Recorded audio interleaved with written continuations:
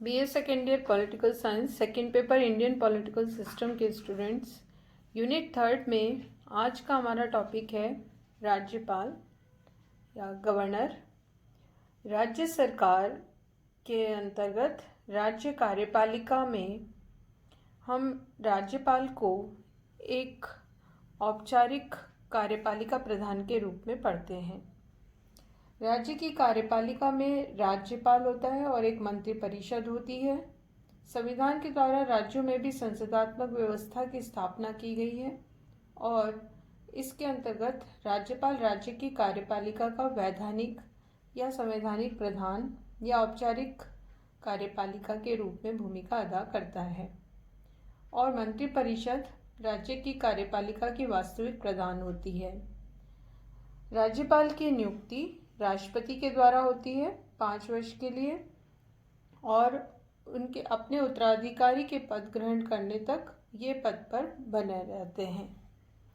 ये व्यवस्था भारत में कनाडा के व्यवस्था के समान ली गई है और संविधान में इसका उल्लेख इस आधार पर किया गया है कि संविधान के अनुच्छेद 157 में राज्यपाल की योग्यताओं का वर्णन किया गया है और इसके पद संबंधी बातों का वर्णन देखने को मिलता है। भारत में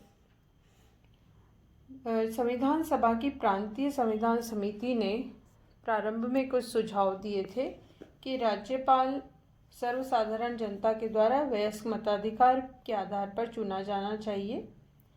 2 अन्य सुझाव भी दिए गए थे कि राज्यपाल की नियुक्ति राज्य विधानमंडल के निम्न सदन या दोनों सदनों के आनुपातिक प्रतिनिधित्व के आधार पर हो और एक सुझाव ये था कि निम्न सदन या राज्य की जो विधानसभा है उसमें 4 नामों का सुझाव हो और उनमें से राज्यपाल की नियुक्ति राष्ट्रपति के द्वारा की जाए, लेकिन ये तीनों ही सुझाव अस्वीकार कर दिए गए और उसके बाद ये व्यवस्था की गई कि राज्यपाल एक निर्वाचित राज्यपाल न होकर मनोनीत राज्यपाल होना चाहिए।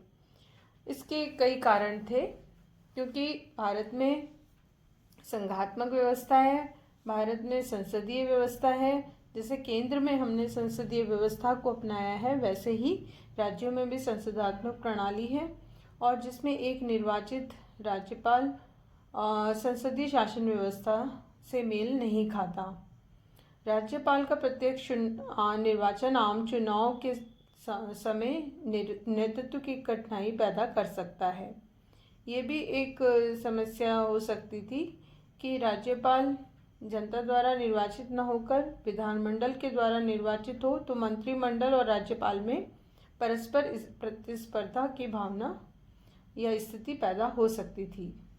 प्रारंभ में संविधान निर्माता एक कमज़ोर केंद्रीय और शक्तिशाली राज्यों के पक्ष में थे, लेकिन बाद में विभाजन और देश की स्वतंत्रता के बाद सामाजिक आर्थिक समस्याओं को देखते हुए केंद्र को शक्तिशाली बनाया गया और राज्यों को उससे कम शक्तिशाली। तो इस व्यवस्था के अंतर्गत भी राज्यपाल की नियुक्ति को मनोनयन की पद्धति के द्वारा ही स्थिति दी जाए, ये ज़्यादा समुचित था। संविधान सभा के कुछ सदस्यों ने भी सुझाव दिया कि राज्य विधानमंडल द्वारा प्रस्तुत सूची में से राष्ट्रपति राज्यपाल की नियुक्ति करे, लेकिन इसको भी स्वीकार नहीं किया गया क्योंकि इससे गुटबंदी की प्रवृत्ति बढ़ सकती थी जो कि राज्यपाल के पद के सम्मान और प्रतिष्ठा के अनुरूप नहीं होती। एक कारण ये भी रहा कि राज्यपाल की भूमिका स्वतंत्र और निष्पक्ष होना ज़्यादा समुचित था। तो ये कुछ ऐसे कारण थे जिसकी वजह से भारत में राज्यपाल की नियुक्ति की पद्धति को मनोनयन के आधार पर रखा गया है। केंद्र के एजेंट के प्रतिनिधि के रूप में राज्यपाल राज्यों में नियुक्त किया जाता है और इसकी नियुक्ति राष्ट्रपति के द्वारा होती है। राष्ट्रपति 5 वर्ष के लिए विभिन्न राज्यों में राज्यपालों की नियुक्ति करता है। राष्ट्रपति के द्वारा राज्यपाल की नियुक्ति ये हमारे संविधान के अनुच्छेद 157 में और इसके साथ ही अनुच्छेद 157 में राज्यपाल पद की योग्यताओं का भी वर्णन किया गया है। इसके द्वारा कोई भी व्यक्ति राज्यपाल के पद पर तभी नियुक्त हो सकता है जबकि वो भारत का नागरिक हो, 35 वर्ष की आयु वो पूर्ण कर चुका हो, और इसके अलावा भी 158 जो अनुच्छेद है उसके तहत ये प्रावधान है कि संसद या जो राज्य विधानमंडल हैं उनके सदनों में वो किसी भी सदन का सदस्य नहीं होना चाहिए। राज्यपाल किसी लाभ के पद पर नहीं होना चाहिए जिस पर भी उसको वेतन मिल रहा हो या कोई सुविधा हो, अगर है तो उसको उससे त्यागपत्र देना पड़ता है। इसके साथ ही राज्यपाल को निःशुल्क निवास स्थान, भत्ते, वेतन, उपलब्धियां, विशेषाधिकार प्राप्त होते हैं जो कि संसद की कानून के द्वारा समय समय पर जो निर्धारित होते हैं उसके द्वारा दिए जाते हैं। तो अपना पद ग्रहण करने से पूर्व राज्यपाल को उस राज्य के उच्च न्यायालय के मुख्य न्यायाधीश के सामने शपथ लेनी होती है और वो ये प्रतिज्ञा करते हैं कि राज्यपाल पद का कार्यपालन वो श्रद्धापूर्वक करेंगे और पूरी योग्यता से संविधान और विधि का परीक्षण, संरक्षण, प्रतिरक्षण करेंगे। जनता की सेवा और कल्याण में वो अपना कार्य करेंगे। संविधान के अनुसार एक ही व्यक्ति को 2 या 2 से अधिक राज्यों का राज्यपाल भी नियुक्त किया जा सकता है। इसके साथ ही हमने देखना है राज्यपाल पद की शक्तियाँ या इसकी पावर्स या ये कौन कौन से कार्य राज्यपाल राज्य के अंतर्गत करते हैं। इस पे प्रमुख रूप से हम देखेंगे कार्यपालिका संबंधी शक्तियाँ। संविधान के द्वारा पर्याप्त व्यापक शक्तियाँ राज्यपाल को दी गई हैं और राज्यों में राज्यपाल की वही स्थिति है जो कि केंद्र में राष्ट्रपति की है। तो बहुत हद तक अगर हम देखें तो राष्ट्रपति के समान ही राज्यपाल की भूमिका है, बस अंतर ये है कि राज्यपाल राज्यों के अंतर्गत अपनी भूमिका अदा करते हैं। कार्यपालिका संबंधी शक्तियों में राज्यपाल मुख्यमंत्री की नियुक्ति करता है और उसके परामर्श से ही अन्य मंत्रियों की। महाधिवक्ता लोक सेवा आयोग के अध्यक्ष इन सदस्यों की नियुक्ति करता है। उच्च न्यायालय के न्यायाधीशों की नियुक्ति के संबंध में उससे परामर्श लिया जाता है। राज्यपाल की कार्यपालिका शक्ति राज्य सूची में उल्लिखित विषयों से संबंधित है। संवर्ती सूची के विषयों पर राष्ट्रपति की स्वीकृति के अंतर्गत वह अपने अधिकार का प्रयोग करता है। राज्य सरकार के कार्य के संबंध में नियम निर्माण कर सकता है। मंत्रियों के बीच कार्यों का विभाजन करता है। मुख्यमंत्री से किसी भी प्रकार की सूचना प्राप्त करने का अधिकार उसे प्राप्त है। मुख्यमंत्री का भी कर्तव्य है कि राज्यपाल को मंत्रिमंडल के सभी निर्णयों से अवगत कराए। मुख्यमंत्री को किसी मंत्री के व्यक्तिगत निर्णय को संपूर्ण मंत्रिमंडल के समक्ष विचार के लिए भी रखने को कह सकता है। दूसरे प्रकार की शक्तियां हैं विधायी शक्तियां या व्यवस्थापन से संबंधित शक्तियां। राज्यपाल राज्य की व्यवस्थापिका का एक अविभाज्य अंग होता है। वह व्यवस्थापिका का अधिवेशन बुलाता है, स्थगित कर सकता है, व्यवस्थापिका के निम्न सदन को विघटित कर सकता है। आम चुनाव के बाद विधानमंडल की पहली बैठक में वह एक या दोनों सदनों को किसी भी विधेयक के संबंध में संदेश भी भेज सकता है। राज्य विधानमंडल के द्वारा जो भी विधेयक पारित होते हैं उस पर राज्यपाल की स्वीकृति आवश्यक होती है। यदि वह विधेयक को अस्वीकृत कर दे तो पुनर्विचार के लिए विधानमंडल को लौटाया जा सकता है और दूसरी बार भी यदि विधानमंडल विधेयक पारित कर देते हैं तो फिर राज्यपाल को उसकी स्वीकृति देनी होती है, सिग्नेचर करने होते हैं।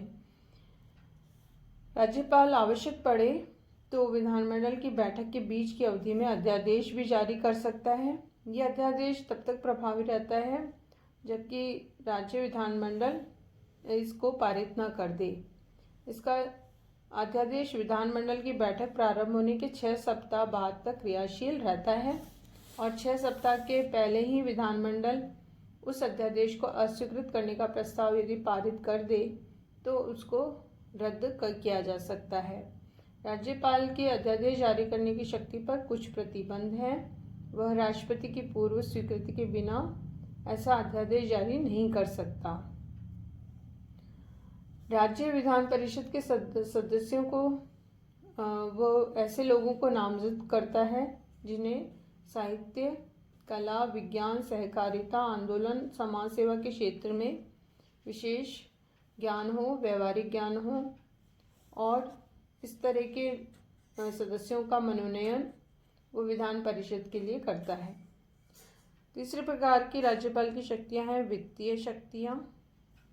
राज्यपाल को कुछ वित्तीय शक्तियां प्राप्त हैं। राज्य विधानसभा में राज्यपाल की पूर्व स्वीकृति के बिना कोई भी धन विधेयक प्रस्तुत नहीं किया जा सकता। वह व्यवस्थापिका के समक्ष प्रतिवर्ष बजट प्रस्तुत कराता है। उसकी सिफारिश के बिना किसी भी अनुदान की मांग नहीं की जा सकती। राज्य की संचित निधि पर भी राज्यपाल का ही अधिकार होता है और उसकी स्वीकृति के बाद ही इसमें से कोई भी राशि व्यय की जा सकती है। फिर शक्तियां हैं राज्यपाल की न्यायिक शक्तियां। संविधान के अनुच्छेद 161 के अनुसार जिन विषयों पर राज्य की कार्यपालिका शक्ति का विस्तार होता है, उन विषयों संबंधी किसी विधि के विरुद्ध अपराध करने वाले व्यक्तियों के दंड को राज्यपाल कम कर सकता है या फिर स्थगित कर सकता है या उसमें परिवर्तन कर सकता है या उसमें क्षमा भी दे सकता है। इसी तरह से क्षमादान का अधिकार राज्यपाल को प्राप्त है और इसका वो प्रयोग उचित रूप में कर सकता है। इसके बाद इसकी कई अन्य विविध प्रकार की शक्तियां भी हैं राज्यपाल की राज्य के संबंध में, जैसे कि राज्यपाल राज्य लोक सेवा आयोग का वार्षिक प्रतिवेदन प्रस्तुत कर सकता है। राज्य के आय व्यय के संबंध में महालेखा परीक्षक का प्रतिवेदन प्राप्त कराता है और विधानमंडल के समक्ष प्रस्तुत कर सकता है। इसके अलावा अगर राज्यपाल को ये लगता है कि राज्य का प्रशासन संविधान के अनुसार चलना संभव नहीं है, तो वह राष्ट्रपति को इसकी सूचना दे सकता है और वहाँ राज्य में राष्ट्रपति शासन लागू करने का प्रतिवेदन प्रस्तुत कर सकता है। संकटकालीन स्थिति में वह राज्य के अंदर राष्ट्रपति के अभिकर्ता के रूप में कार्य करता है। स्वविवेकीय शक्तियाँ भी इसके विविध शक्तियों में आती हैं। संविधान के द्वारा किसी राज्य के राज्यपाल को कुछ विशेष कार्यों के संबंध में अपने स्वविवेक से शक्ति का प्रयोग करने का अधिकार है और इसमें असम का राज्यपाल असम की सरकार और आदिम क्षेत्र की जिला परिषदों के बीच खानों में होने वाले आय विभाजन के संबंध में होने वाले विवादों के संबंध में स्वविवेक के अधिकार का प्रयोग करता है। इसी तरह से कुछ अन्य राज्य हैं जैसे मेघालय, नागालैंड, त्रिपुरा, अरुणाचल प्रदेश, इसके संबंध में भी राज्यपाल को कुछ विशेष अधिकार दिए गए हैं। तो इस प्रकार से विविध प्रकार की शक्तियां भी राज्यपाल को प्राप्त हैं। तो ये हमने देखा आज राज्यपाल का निर्वाचन और इसकी विविध प्रकार की शक्तियां।